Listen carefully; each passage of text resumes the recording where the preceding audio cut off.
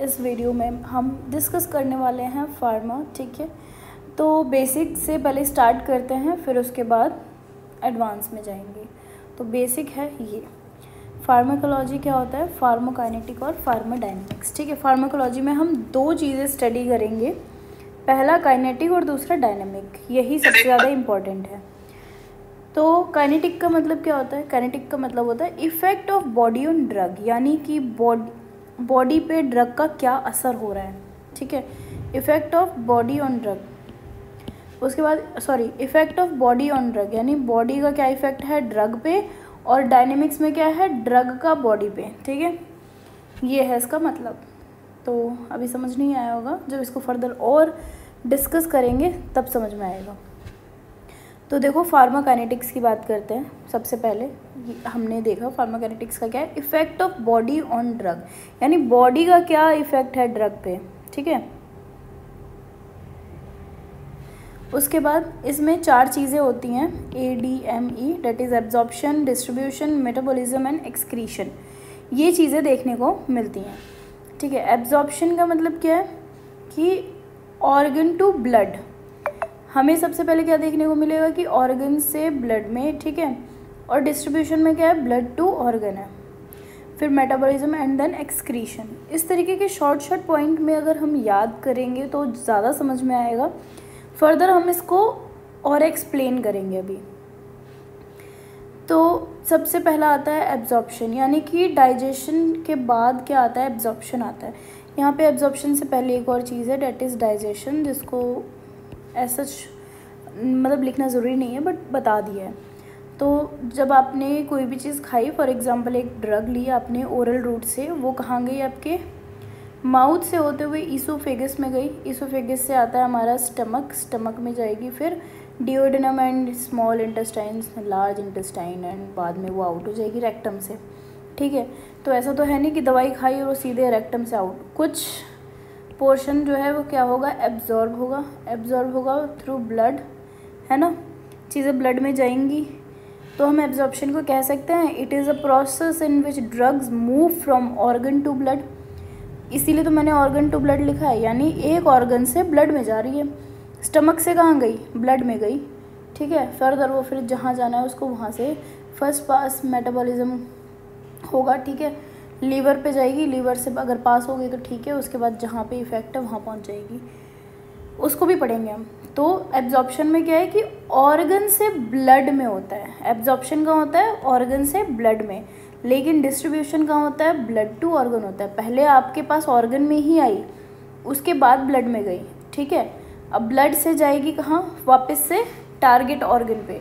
अगर आपने for example pen हो रहा है पर्टिकुलर एक एरिया में, हैंड में पेन है, ठीक है, हाथ में पेन हो रहा है, तो आपने क्या खाया, एनाल्जेसिक्स खाया, है ना, पेन किलर। अब आपने वो खा लिया, फिर ऑर्गन से ब्लड में गई, ब्लड टू फिर टारगेटेड ऑर्गन, और वहाँ पे उसने जाके एक्ट किया और पेन जो था वो ख़त्म हो गया। इस तरीके से दवाई ने अपना काम किया। डाइजेशन को हम क्या बोलते हैं, break down in simpler form. ठीक है, ये देखो इस डायग्राम के थ्रू देखते हैं। ईसोफेगस वेन्स है यहाँ पे, ईसोफेगस वेन के पास यहाँ पे गैस्ट्रिक वेन्स भी आपको देखने को मिलेंगी। देन उसके बाद यहाँ पे देखने को मिलेंगी आपको इतने में, that is superior mesenteric when, और ये वाला होगा हमारा इन्फीरियर। सुपीरियर अबव है, इन्फीरियर नीचे है, इस तरीके से। ठीक है,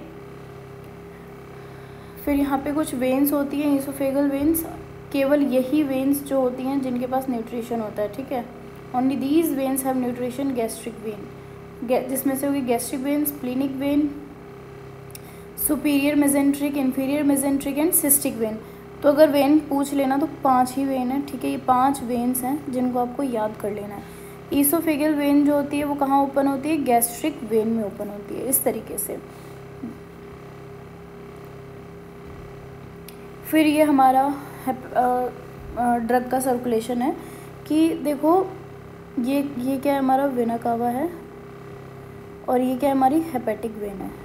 तो लीवर से क्या निकल रही है, लीवर से हेपेटिक वेन निकल रही है, जो कि कहाँ जाके मिल रही है, वेना कावा में मिल रही है। ठीक है, तो आपने दवाई खाई, कोई भी दवाई खाई, अब वो आपके स्टमक में आई, स्टमक से कहाँ आ गई, यहाँ पे आपका गैस्ट्रिक और ईसोफेगस वेन है। ठीक है, यहाँ से अब क्या हो गया, दवाई का एब्जॉर्प्शन शुरू हो जाएगा, यहाँ से यहाँ तक दवाई का एब्जॉर्प्शन शुरू हो जाएगा। ये सारी दवाई यहाँ से जाएगी ना। यहाँ पे वेन्स हैं, oesophagus vein, gastric vein, superior, inferior, इन सब वेन्स के थ्रू एक कॉमन पोर्टल बनाएंगे जिसको बोलते हैं पोर्टल वेन। ठीक है, gastric oesophagus vein, gastric vein, superior mesenteric, inferior mesenteric, cystic when, ये सारी मिलके क्या बनाई हैं, एक पोर्टल वेन बनाई है। और ये पोर्टल वेन कहाँ जा रहा है, लीवर में जा रहा है।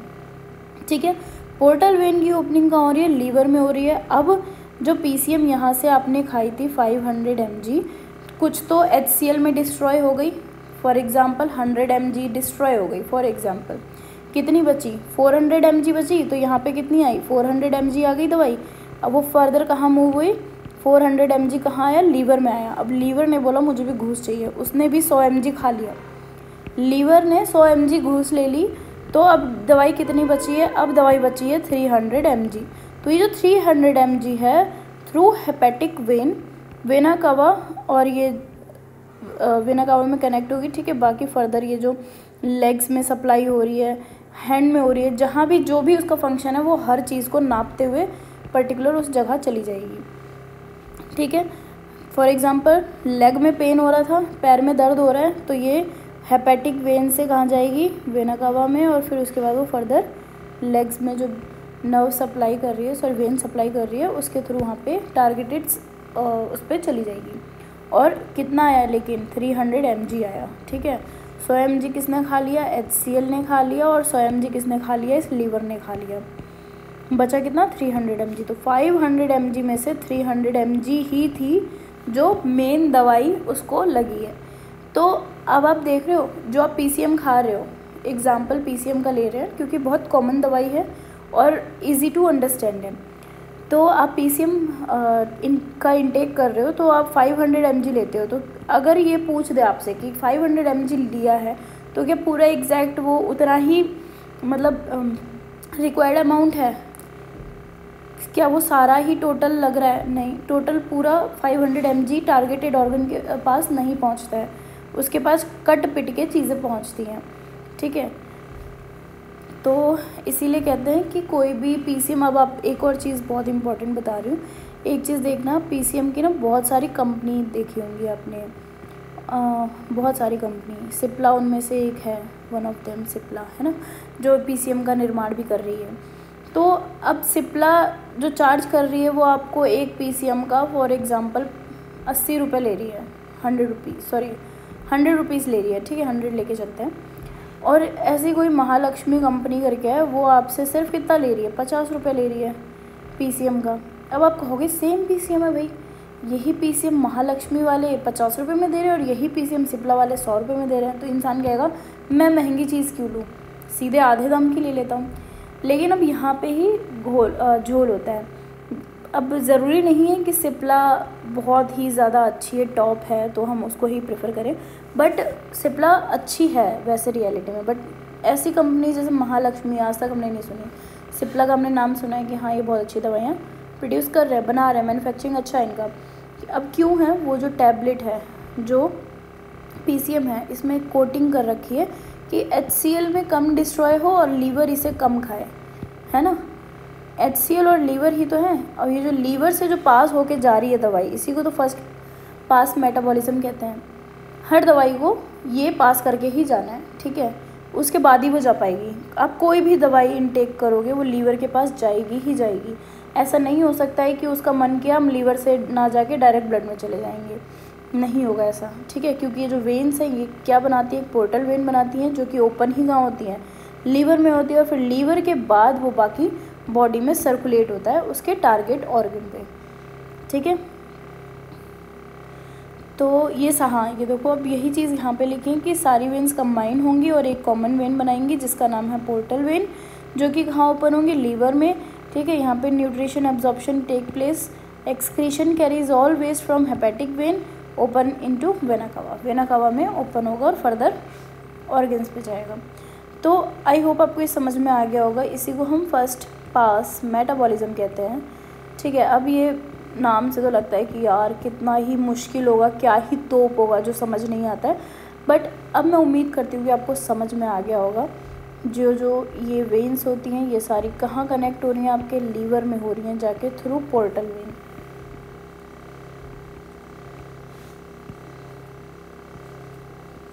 है ना। उसके बाद अब अल्कोहल का देखते हैं क्या असर पड़ता है। अल्कोहल, अब बात करते हैं पोर्टल हाइपरटेंशन की। तो पोर्टल हाइपरटेंशन उस कैसे होता है। पोर्टल हाइपरटेंशन होता है सिरोसिस ऑफ लीवर की वजह से, और सिरोसिस ऑफ लीवर होता है ड्यू टू अल्कोहल। यानी कोई भी पर्सन अगर अल्कोहल कंज्यूम करता है तो उसको क्या होगा, सिरोसिस ऑफ लीवर होगा। अगर सिरोसिस ऑफ लीवर हो गया तो और उससे ज़्यादा खतरनाक क्या होगा, पोर्टल हाइपरटेंशन। ठीक है, अब इस पोर्टल हाइपरटेंशन में क्या देखने को मिलेगा, एसाइटिस और ईसोफेगल वेरिसिस। तो अगर आपसे क्वेश्चन पूछ लिया जाए कि ईसोफेगल वेरिसिस किसकी वजह से हो रहा है, तो आपका आंसर होगा पोर्टल हाइपरटेंशन। या फिर आपसे पूछ लिया जाए एसाइटिस किसकी वजह से हो रहा है, आंसर होगा पोर्टल हाइपरटेंशन। ईसोफेगल वेरिसिस, एसाइटिस, दोनों का मेन कॉमन रीज़न क्या है, पोर्टल हाइपरटेंशन। तो पहली प्रायोरिटी पोर्टल हाइपरटेंशन को जाएगी। इन केस ऑप्शन में पोर्टल हाइपरटेंशन नहीं है तो सेकंड प्रायोरिटी जाएगी cirrhosis of liver and third priority goes to alcohol. ठीक है, और अगर तीनों ही ऑप्शन में है तो ऑफ कोर्स पोर्टल हाइपरटेंशन। उसके बाद अभी ये मैंने बताया एसाइटिस कैसे होगा, अब ये देखते हैं। ये देखो यहाँ से हमारी वेन्स आ गई, गैस्ट्रिक वेन आ गई, इसोफेगल वेन आ गई, SMV, IMV और सिस्टिक वेन आ गई। ये सारी वेन का हम एक कॉमन पाथवे बनाती हैं, डेट इज़ पोर्टल वेन। अब पोर्टल वेन में आ गई, ठीक है। अब ये क्या करता था, इंसान बहुत अल्कोहल पीता था। अब यहाँ से ब्लड में आया, ठीक है, कंजेशंस देखने को मिलेंगे।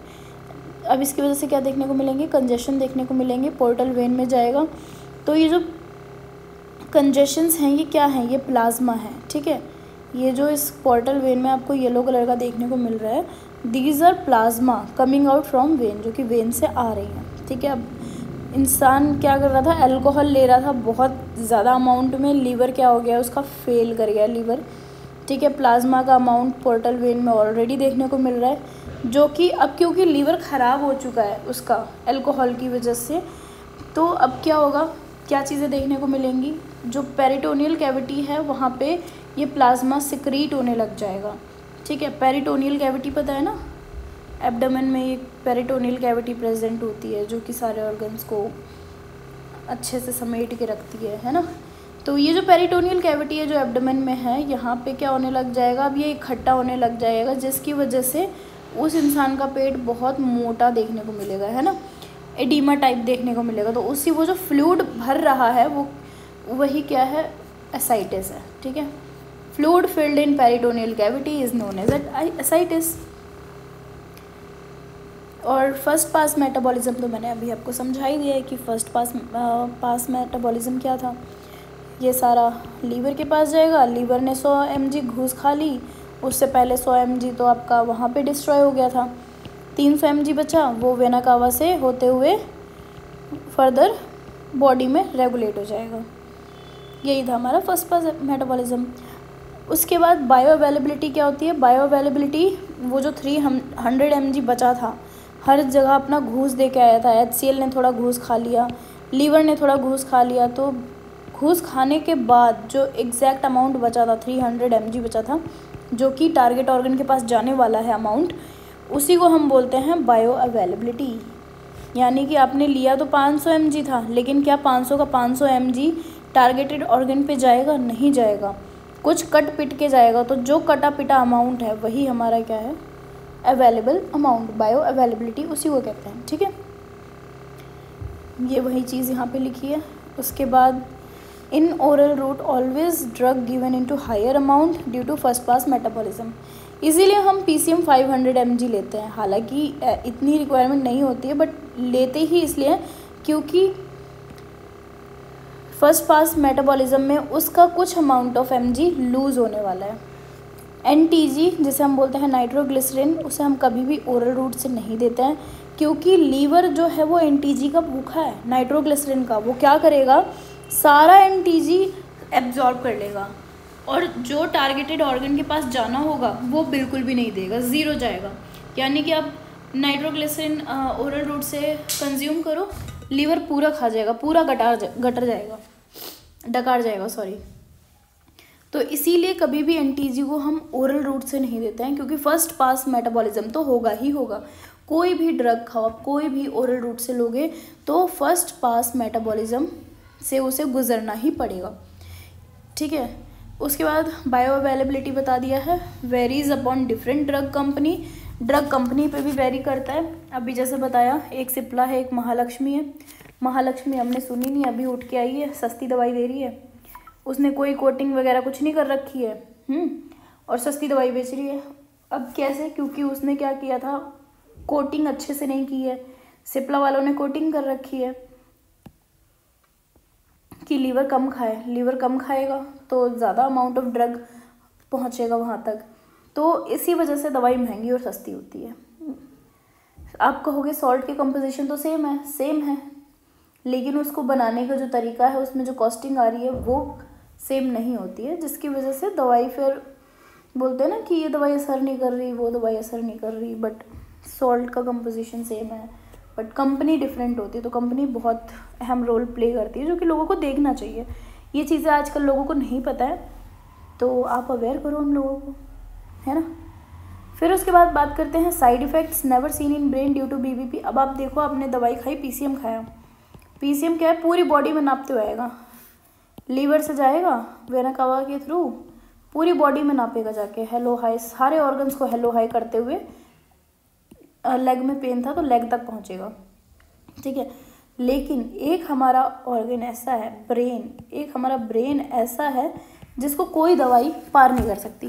ब्रेन में एक बॉडी गार्ड बैठा रखा है जिसका नाम है BBB, that is blood brain barrier, ठीक है। अब ब्लड से जो भी चीज़ आ रही है वो ब्रेन तक डायरेक्टली नहीं जा सकती है, सिर्फ वही जा सकती है जिनके पास स्पेशल कार्ड होता है ना, स्पेशल कार्ड होगा ब्रेन से, बीबी बस उसी को एंट्री देगा, तो जिसके पास नहीं है वो नहीं जा सकता है ना। तो आप कोई भी दवाई खाते हो तो आप एक चीज़ देखोगे कि वो ब्रेन में जाके असर नहीं कर रही है, वरना आप ये भी तो कह सकते हो भाई मैंने कोई भी दवाई खाई है, पीसीएम खाई फॉर एग्जांपल, ज़रूरी है वो लेग तक पहुँचे, वो ब्रेन में भी जा सकती है पर वो ब्रेन में नहीं जा सकती। इसलिए आप एक चीज़ देखोगे, जो ब्रेन के साइड इफ़ेक्ट्स होते हैं वो बहुत कम देखने को मिलेंगे। अगर पीसीएम टॉक्सिसिटी भी हो जाएगी, आपने बहुत ओवरडोज खा लिया पीसीएम का, ठीक है, या कुछ भी, कोई भी दवाई खा रहे हो फॉर एग्जांपल, सूट नहीं कर रही है आपको, टॉक्सिसिटी होने के चांसेस हैं, या फिर साइड इफ़ेक्ट शो कर रहा है वो, तो ब्रेन के जो साइड इफ़ेक्ट्स हैं वो बहुत कम देखने को आपको मिलेंगे, ना के बराबर देखने को मिलेंगे। लेकिन सबसे मोस्ट कॉमन एक चीज़ आपको देखने को मिलेगी, that is nausea and vomiting. अब आप बोलोगे नोज़िया वोमिटिंग तो ब्रेन के पास ही सेंटर होता है, तो इसका मतलब ब्रेन को तो अफेक्ट कर रहा है। तो नोज़िया वोमिटिंग का जो सेंटर है, ये ब्रेन है हमारा, ठीक है, थोड़ा बेकार सा ब्रेन बना है। तो यहाँ पे क्या है, ब्लड ब्रेन बैरियर है, तो जो यहाँ पे जो ब्रेन का ये जो सेंटर है वोमिटिंग और नोज़िया वाला, ये BBB से कवर्ड नहीं है, ये क्या है हमारा ब्लड ब्रेन बैरियर। तो इसने पूरे ब्रेन को तो कवर कर रखा है, बस एक ये वाला सेंटर है जिसको कवर नहीं करता। इसीलिए आप देखोगे कि कोई भी दवाई है उसका बहुत कॉमन साइड इफ़ेक्ट आपको देखने को मिलेगा, that is nausea and vomiting, ठीक है। हाँ, तो brain is protected by blood brain barrier, one part out of BBB, that is chemo receptor trigger zone. CTZ जो होता है वो BBB से आउट है, और उसी को हम वॉमिटिंग सेंटर भी कहते हैं। इसीलिए नोज़िया वॉमिटिंग बहुत कॉमन सिम्टम है जो आपको देखने को मिलेगा। ब्लड टू टारगेटेड ऑर्गन, अब हम बात करेंगे डिस्ट्रीब्यूशन की। डिस्ट्रीब्यूशन में क्या है, ब्लड से कहाँ गया, टारगेटेड ऑर्गन पे, जो हमने बताया उसी को हम क्या बोलते हैं, डिस्ट्रीब्यूशन। तो फैक्टर अफेक्टिंग एब्जॉर्प्शन को क्या मतलब, क्या क्या चीज़ें अफेक्ट करती हैं, डेट इज़ सॉल्युबिलिटी, ठीक है, सबसे पहले तो सॉल्युबिलिटी आ जाएगा, फिर आएगा मीडियम, फिर आएगा आयोनाइजेशन। ये 3 चीज़ें हैं जो क्या करती हैं, बहुत अच्छे से अफेक्ट करती हैं, फिर इससे रिलेटेड क्वेश्चन भी करेंगे। यानी ये 3 चीज़ें देखनी है। सॉल्युबिलिटी का मतलब क्या है कि फैट सॉल्युबल जो है वो एब्जॉर्ब होंगे सबसे तेज़ी से। ऐसा क्यों, फॉस्फोलिपिड से बनी है, ठीक है। तो फॉस्फोलिपिड किससे बना है, फॉस्फोलिपिड फैट सॉल्युबल है, फैट से ही बना है। इसीलिए वाटर सॉल्युबल जो ड्रग्स होती हैं वो कम मतलब देरी से एब्जॉर्ब होते हैं कंपैरेटिवली फैट सॉल्युबल के। फैट सॉल्युबल बहुत ईजिली, बहुत जल्दी एब्जॉर्ब हो जाती हैं दवाइयाँ, जो भी हैं दवाइयाँ, ठीक है, due to layer is made up of phospholipid. तो सॉल्युबिलिटी की अगर बात करें, अगर फैट सॉल्युबल है वो ड्रग तो बहुत अच्छी बात है, सबसे पहले एब्जॉर्ब होगी। मीडियम देखते हैं अब, एसिडिक मीडियम और बेसिक मीडियम। कुछ दवाइयाँ होती हैं जो HCl में वो होती हैं एब्जॉर्ब, और कुछ होती हैं इंटेस्टाइन में होती हैं, ठीक है। तो डिपेंड करता है, अगर HCl की बात करें देन एसिडिक मीडियम होना चाहिए, और अगर इंटेस्टाइन की बात करें तो बेसिक मीडियम होना चाहिए, ठीक है। तो ये डिपेंड करता है कि दवाई कहाँ से एब्जॉर्ब होने वाली है।